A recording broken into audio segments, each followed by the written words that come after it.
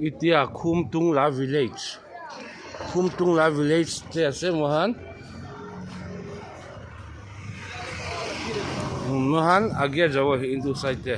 Itu la church yate ase. Ekta church. Aru mohan yate Esther Hotel.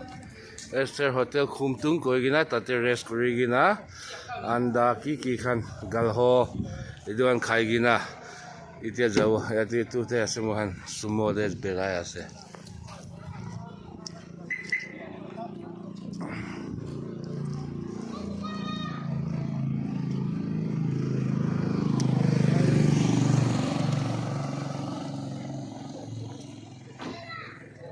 Man sundur pule.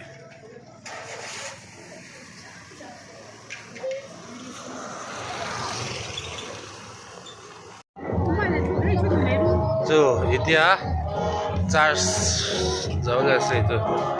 Itia Ghana.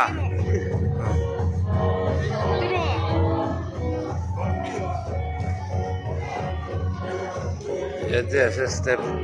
Aro yate church la. Oh tu ase church. Church niche de rasta. Manu ahi ase.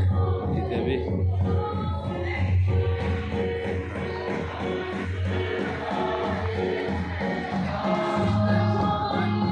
Idu piche side ase dei. Fale. Tu side te age.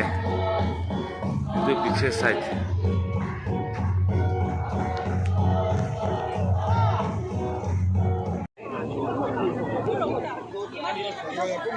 Serchip. Itu Serchip Bank Chung. Kohima Mizoram Presbyterian Church. Ke church khatam hoigina cha khaya ase.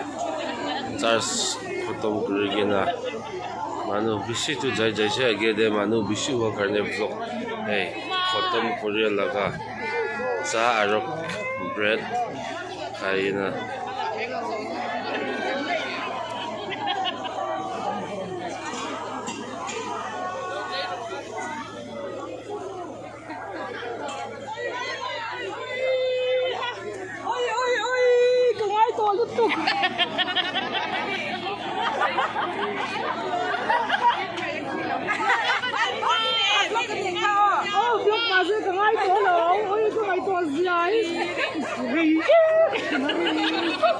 Tuna hian pastor choda chongchai na tlang anti chuan thleng to ta hei hi a prayer cabin ani ta heta hian pastor chona he tilai hian in zia ka accepted by Thursday kania chuan hei hi heta hian pastor chona memorial prayer cabin honni sang ni so pakua Tasari nisom ni pasaria honania. Dahil constructed by Church Presbyterian Jacket tahian sa bindani. Iyan ang kala atong chay dupiang itong chayan kalsina. Tahian in hey pastor chona thalakan lotara.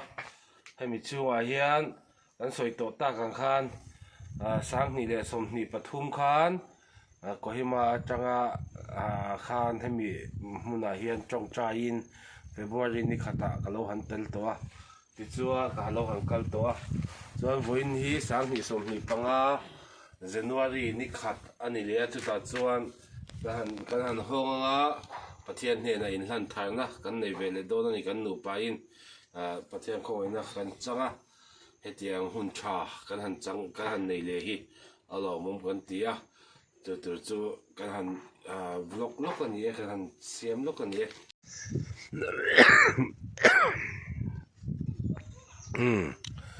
Itia Prathana Lagor pura ulagina ekta viewpoint banaigina se itu Serchip district la town pura dekhiye laga itu sab na dikhe पहले भी ताते एकता view point बनाएगी ना से ऊपर दे इन्होंने जाई सब ताऊ ताते परा आएगी ना अलग नीचे ते थकी से मोहन प्रार्थना करे गर्दो तिचुआन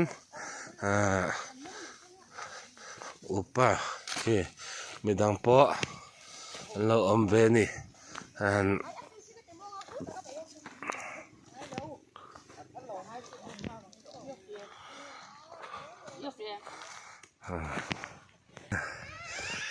ya at last pun chi se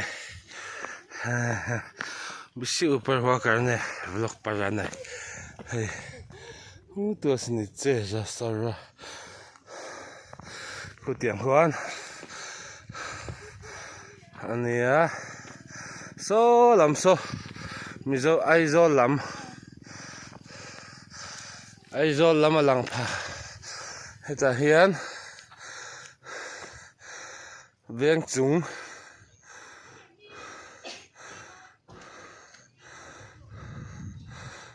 chung biakin te aniang chu mo helam hi kholui mual an tia tun ma ser chip lo om tan tirna lam kho ani te chen hei khathli ra zau khop mai tlang hi ki rini po mountain ekta bhi nahi yate usor de ekdam lak ekta mountain ase yate mohan boya kanom nahi tlang dang dai tak ani ve ni mual hi atlang hi hlia chu om lo re renga so ti son chia tlang so lam so chia tlang te he te lang phei rui me so mui fang tlang te ania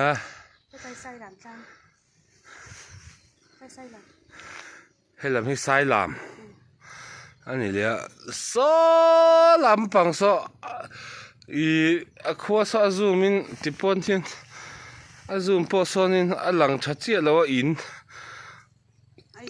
aizol ve lai tlang ni omani so lam pang son soi dan chuan chu ni ta heti hian amun hi nuam me a thovenga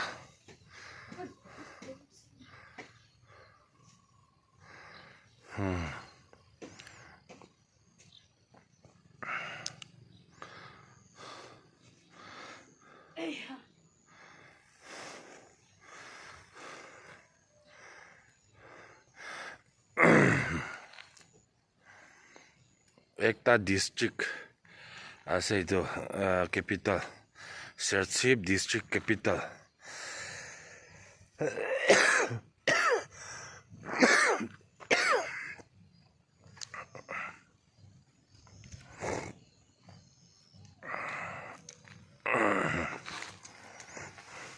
Yede upper view sop upper the view par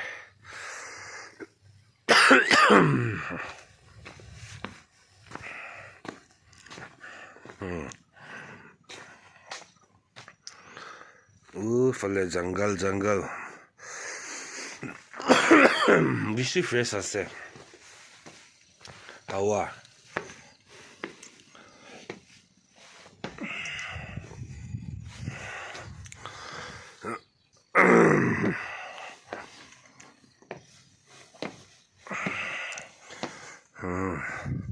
nuam kho mais hey hawa man moja clean nuam lu tok so mo sa cham phei du a chu ma jing na sel da fok bisi ho karne a fia zo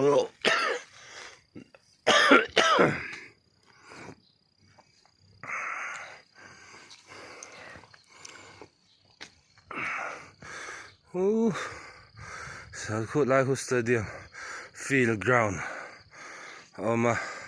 field 3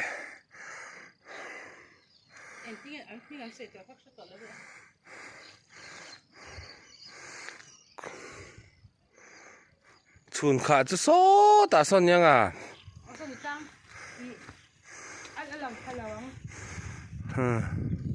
so lo son chun kha le an tia chu ta te pho son la kal kan han tum deu the kan ya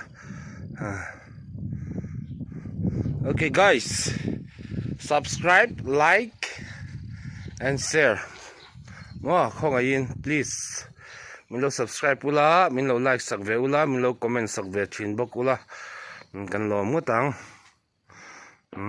du tok do nang